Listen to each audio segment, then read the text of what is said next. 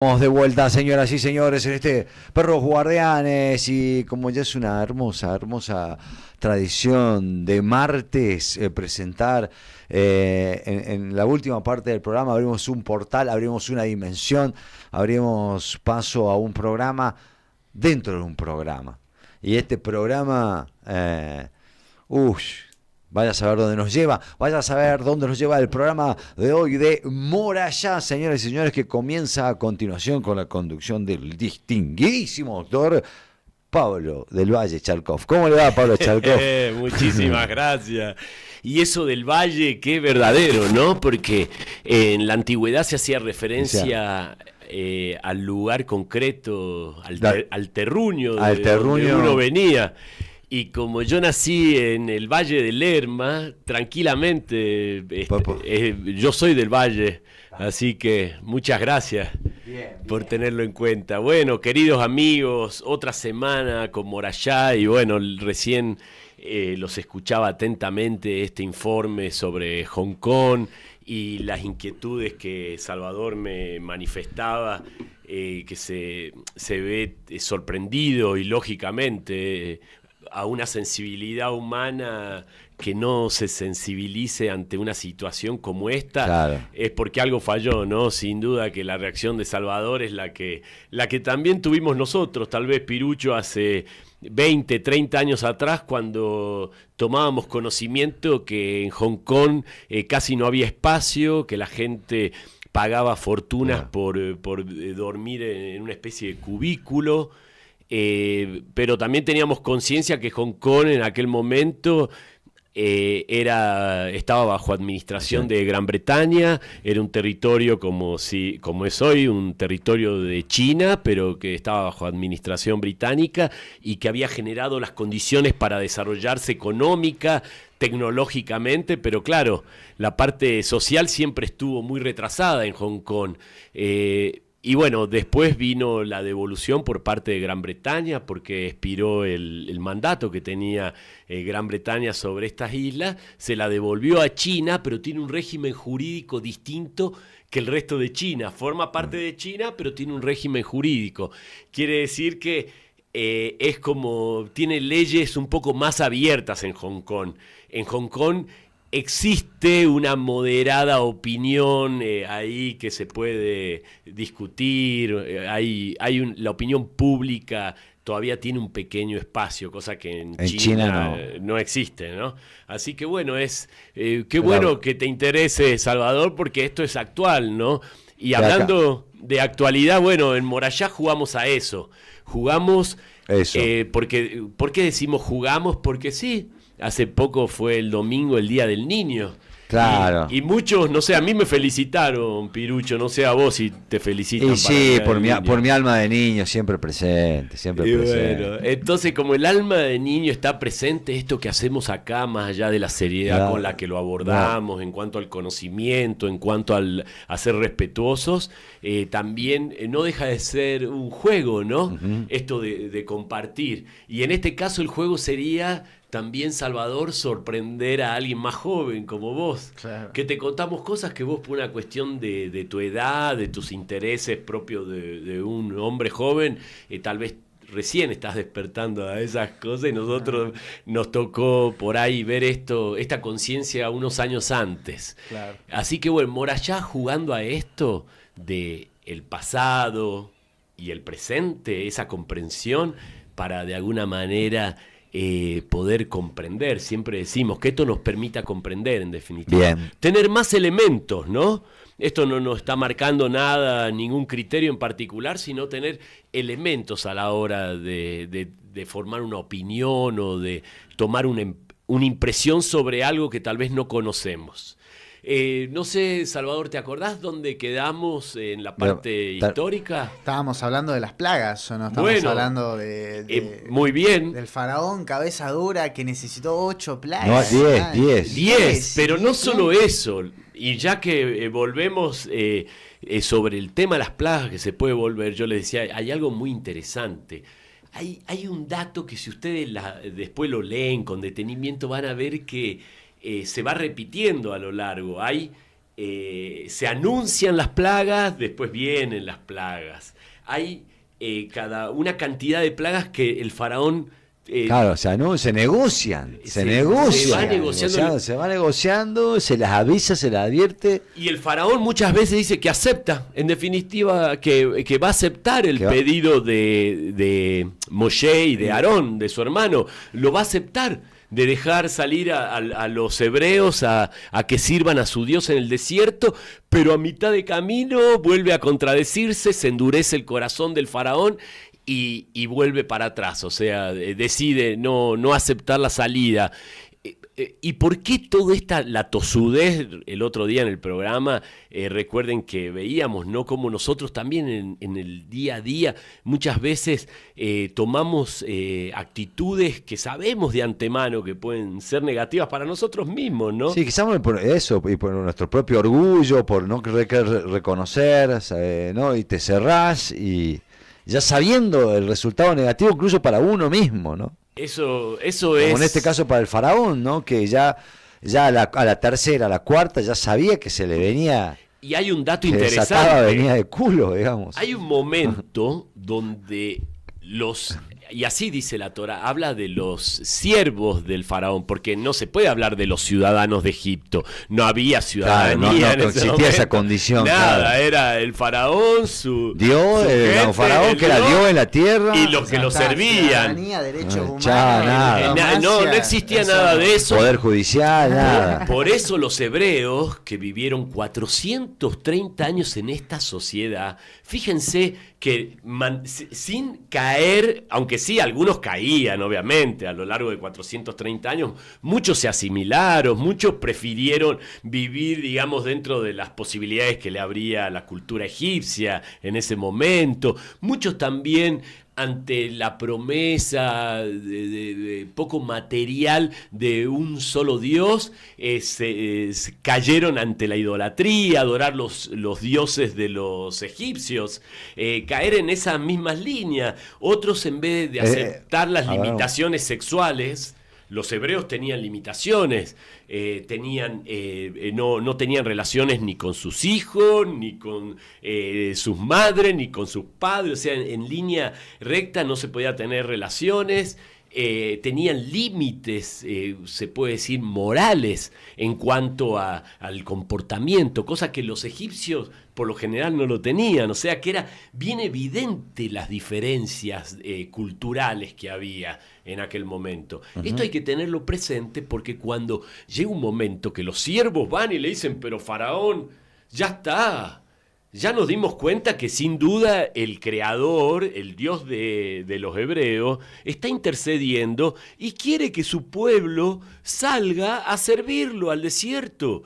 Ya está, faraón, es más que obvio, basta.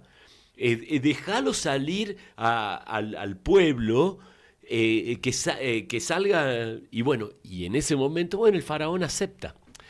Acá hay un límite muy interesante y esto parece un dato menor, pero es importante, porque el faraón en esa negociación le propone inicialmente, yo les contaba la vez pasada, que salgan los hombres. ¿Para qué tienen que salir con toda la familia? Si le van a ir a rezar a su Dios, a su creador, ¿por qué tienen que salir con los animales? Además, tengamos en cuenta que para los egipcios las ovejas eran animales sagrados. Entonces, la sola idea de que los hebreos, que son esclavos, salgan y se lleven las ovejas, se lleven los animales, era algo que no iban a aceptar. Fíjense qué detalle. Por ahí otro diría, llevarte las ovejas. Era inaceptable, claro, tuvieron que haber 10 plagas, digamos. Por eso la dureza. Pero en este caso, entonces, iba regateando. El faraón le dice, bueno, está bien, ya está.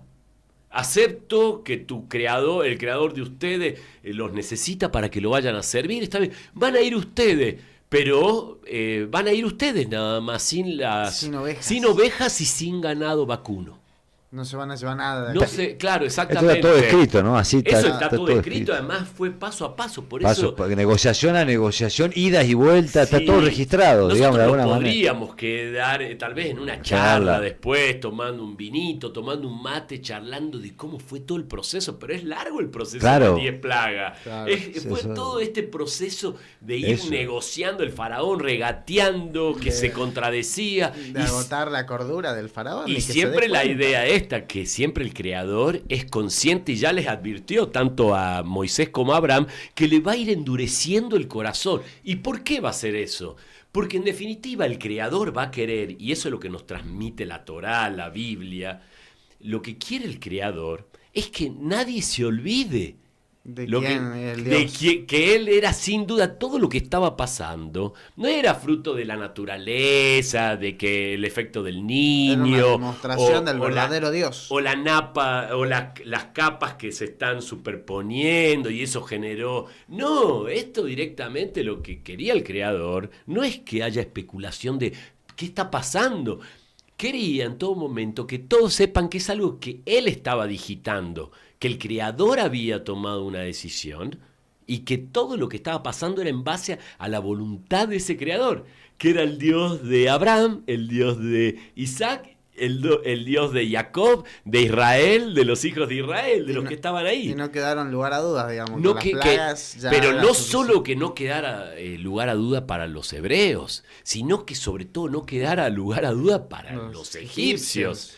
Y cuando uno decía esto, era para todos los pueblos que estaban alrededor de los egipcios. Piensen que el imperio egipcio en ese momento es el imperio más poderoso. Claro.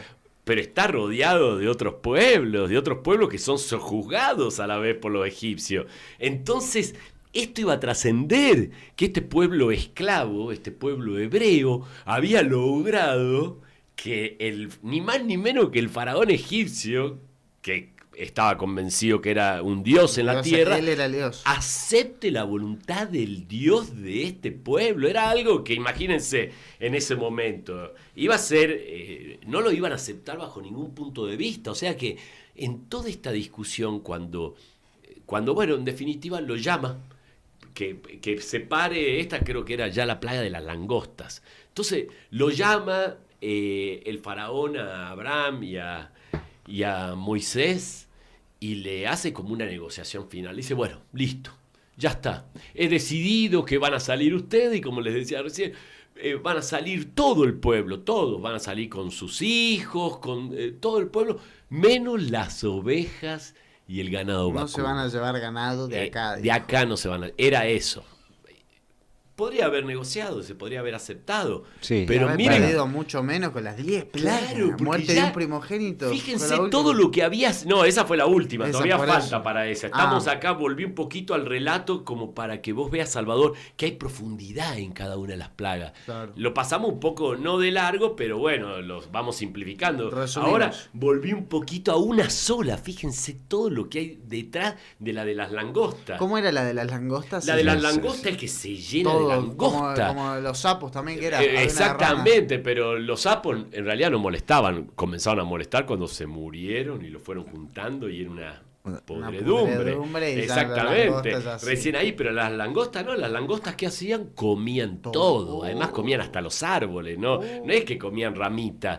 Y ya venían las plagas anteriores. Pero fíjense, este es un caso donde podría haber discutido Aarón con Moisés, los dos hermanos, haberle dicho, mirá, una negociación, nos deja salir a todos, menos bueno, las ovejas. Ya está todo lleno de langostas. Acá no hubo ni negociación, ellos agarraron directamente, le dijeron, no, imposible.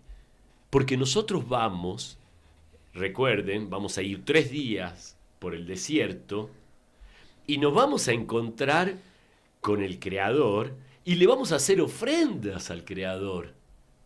Y las ofrendas, para hacer ofrendas necesitamos sí o sí nuestros animales para hacer la ofrenda al Creador, nuestros corderos.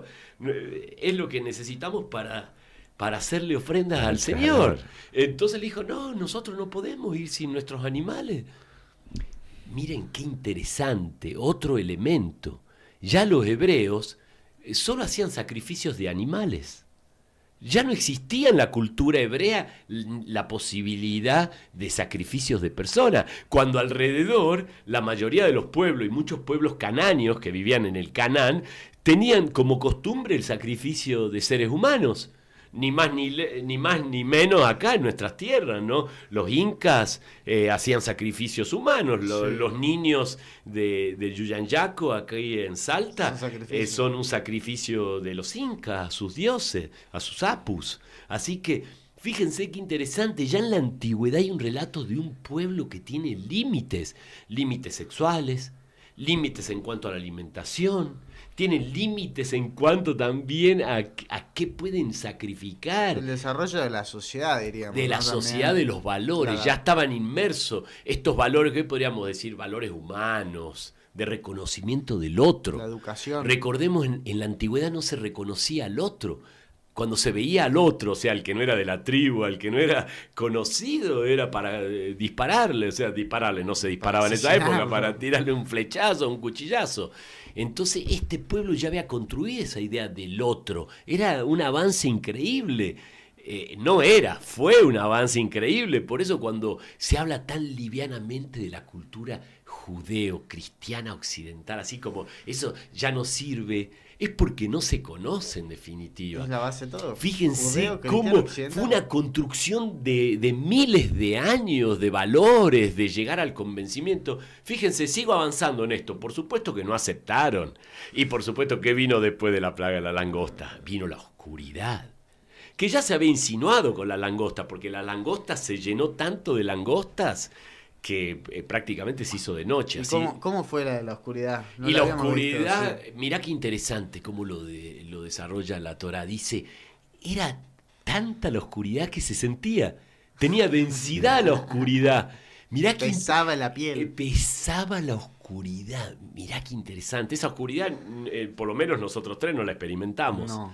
Tal vez algún oyente la haya experimentado o algo parecido y sería genial que lo comparta, pero una oscuridad, la oscuridad máxima es el cuarto cerrado, tal vez con los ojos tapados con alguna venda. En esa época, claro, la luna nueva, que estaba todo oscuro, pero acá relatan que tenía densidad, tanta densidad tenía que en el momento de mayor oscuridad la gente estaba en su cama, estaban quietos, no se podían mover. Inmovilizados. Porque no veías nada, claro. No tenían equilibrio, no había ninguna referencia de nada.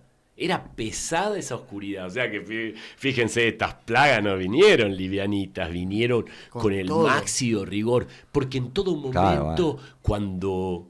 Acuérdense la mecánica, cuando el faraón lo convence, en algunos casos lo convencía a Aarón y a Moshe de que él iba a cumplir, inmediatamente Moisés intercedía con el Creador y le decía, básicamente, Señor, ha aceptado el faraón, va a dejar salir, por favor, cese con esta plaga, y cesaba la plaga.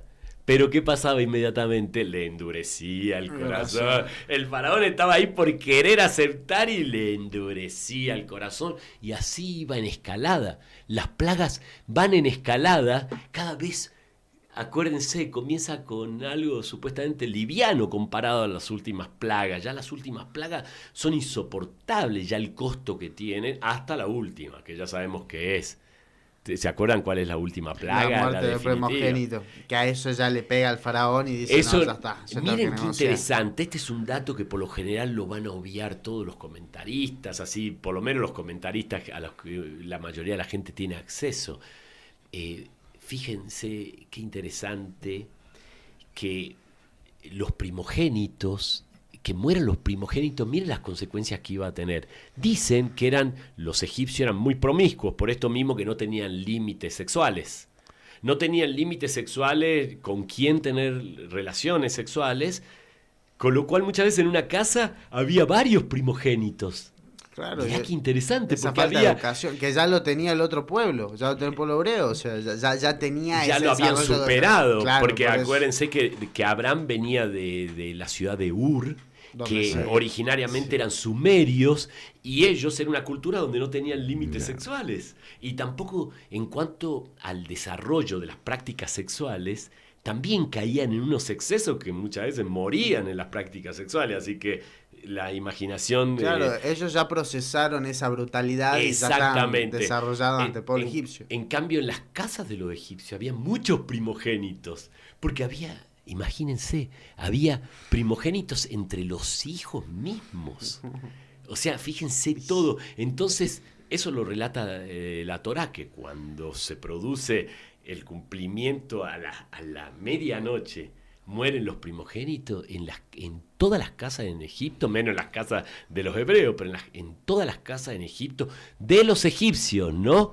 Era bien, el creador apuntaba bien, con claridad, a quién quería mostrarle que tenía que cambiar su actitud.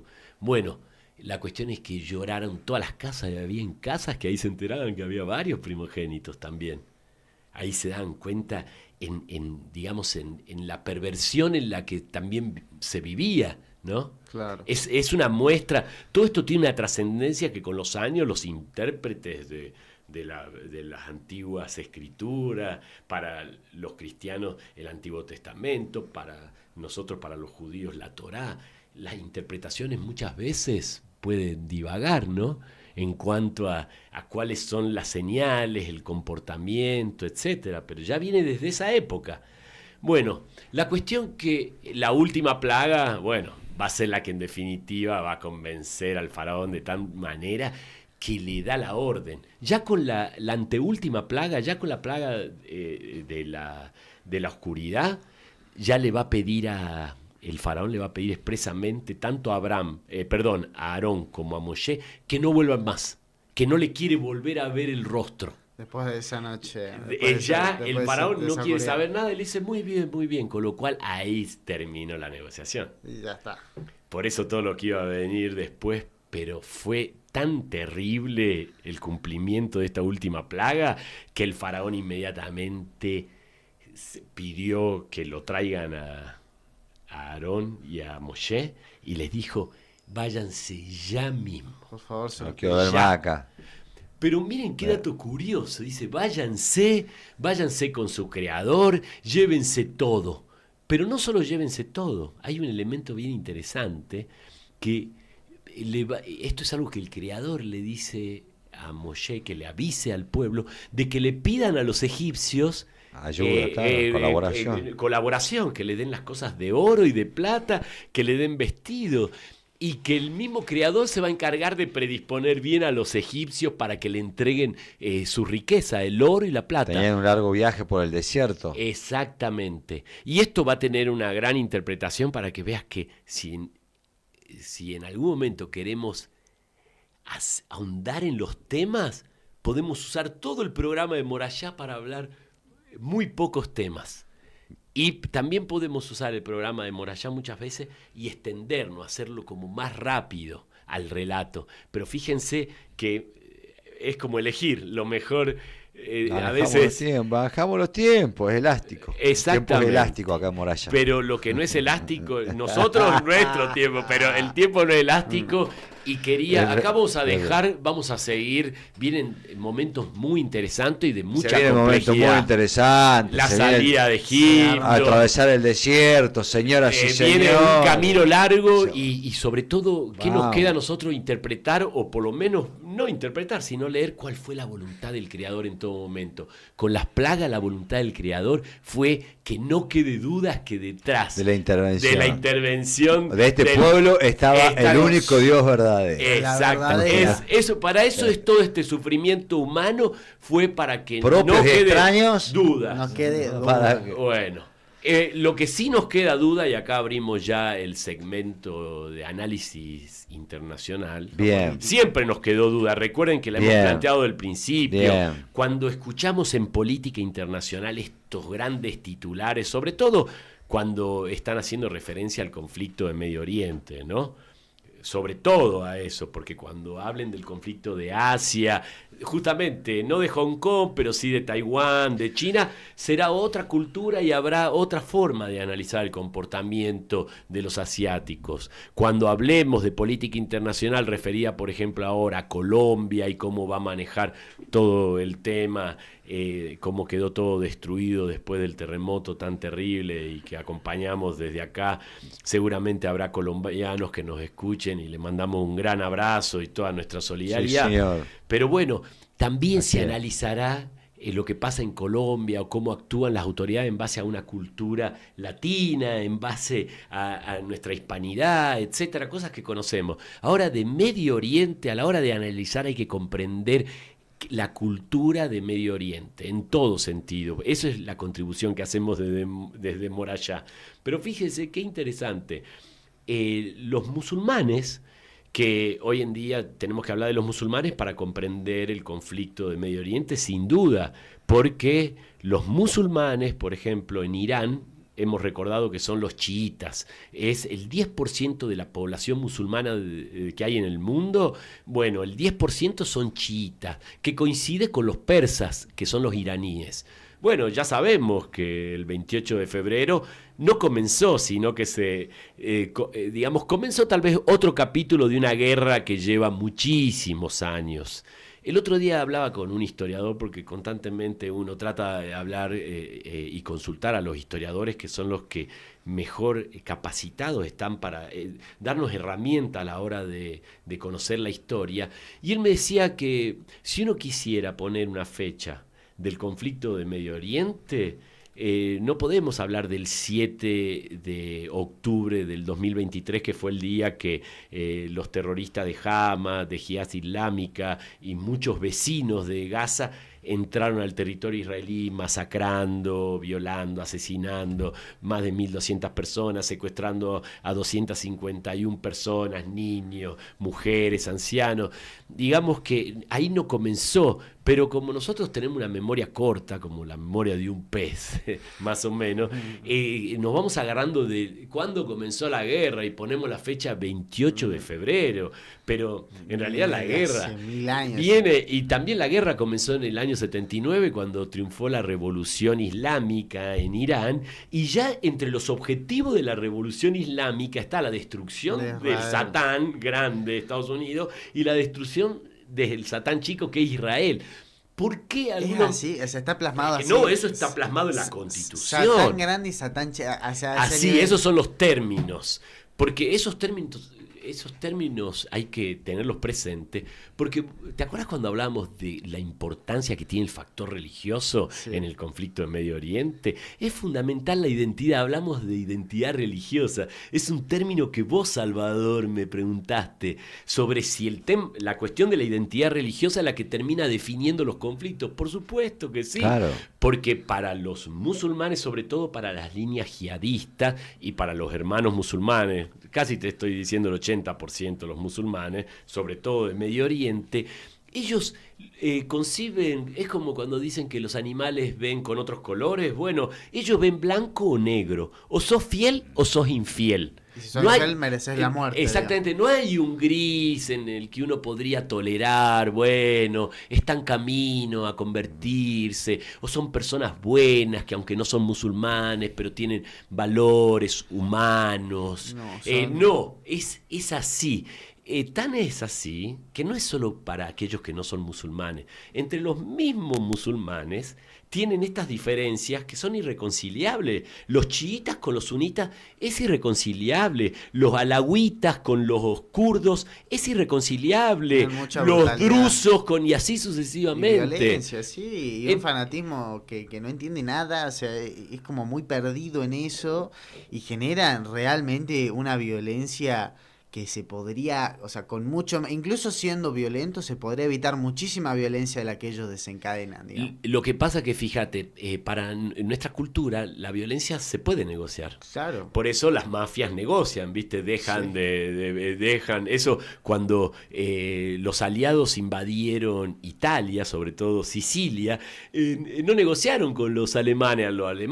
A los nazis que estaban ahí, le cortaron, los vencieron en combate. Con los que tuvieron tuvieron que negociar con los capos de la mafia para poder entrar en Sicilia. Hasta la mafia negocia. O sea que ellos sí pueden negociar. Ahora acá, frente a este fundamentalismo, no hay para negociar, porque como no hay grises, al haber grises podría decir, bueno, está bien la vida. Para ellos no. Para ellos, lamentablemente, y eso es un dato que hay que tener presente. Cuando digo a ellos, es porque ellos son los que critican justamente la cultura judeo-cristiana occidental. La critican a un nivel de considerarla una cultura hereje. Satán grande y Satán chico. Exactamente. Más allá de que acá no estamos diciendo que nuestra cultura judeo-cristiana occidental sea perfecta. Está muy lejos de eso. Pero por lo menos nosotros sí nos hemos permitido un proceso, llámese de evolución, de reconocimiento del otro. Fíjense que ya estamos en una cultura, para nosotros es normal que una persona que tiene, por su identidad o por su gusto, le gustan las personas de su mismo sexo, hasta en nuestra legislación perfectamente se pueden casar, pueden organizarse como corresponde, pueden tener sus plenos derechos. Olvídense, en la cultura musulmana todo lo contrario, se va a asesinar a una persona que tenga ellos le llaman desviaciones. Entonces, lógicamente, que uno no dice que algo sea mejor que otro, uno no quiere hacer un absolutismo de las convicciones o de los valores de uno, pero son los valores en los que hemos cimentado nuestra sociedad, la democracia, el respeto a las ideas del otro. Pensar que alguien que es minoría y que está planteando tal vez una disidencia, una cuestión, el día de mañana puede ser una mayoría porque su idea logre evolucionar o logre que mayor cantidad de gente crea en eso. Así que fíjense, esto es lo que está pasando en Medio Oriente hoy. Es una cuestión que no se va a resolver, lamentablemente. Nosotros vamos a ir viendo. Ahora, el 17 de agosto, quiere decir, hace un día, hace 2 días, expiró el famoso memorándum. ¿Te acordás del memorándum de entendimiento? Que era una degradación de un acuerdo hipotético, acuerdo de paz. Esto tienen que saber que, lamentablemente, ¿qué más nos gustaría decir? Ya se cumplió el plazo de 60 días, son 2 meses. Es que bueno si este tiempo... ¿Y qué pasó? Vos dijiste algo muy lindo, Pirucho, y que yo no lo voy a dejar pasar así nomás. Vos dijiste, pero ¿sabes qué? Mientras haya, aunque sea esta ficticia paz, acuerdo de paz o memorándum de entendimiento, no se están matando. Eso fue algo maravilloso, pero no fue tan así. Claro, bueno. Estaban rearmándose. Se estaban rearmando. Estaban continuando la Guerra Fría. Exactamente, preparándose para el próximo encuentro. Y eso, hablé del próximo encuentro, podría ser así la despedida. El próximo encuentro en Morayá la semana que viene. Pero también podría ser esto que estamos hablando, del próximo encuentro bélico.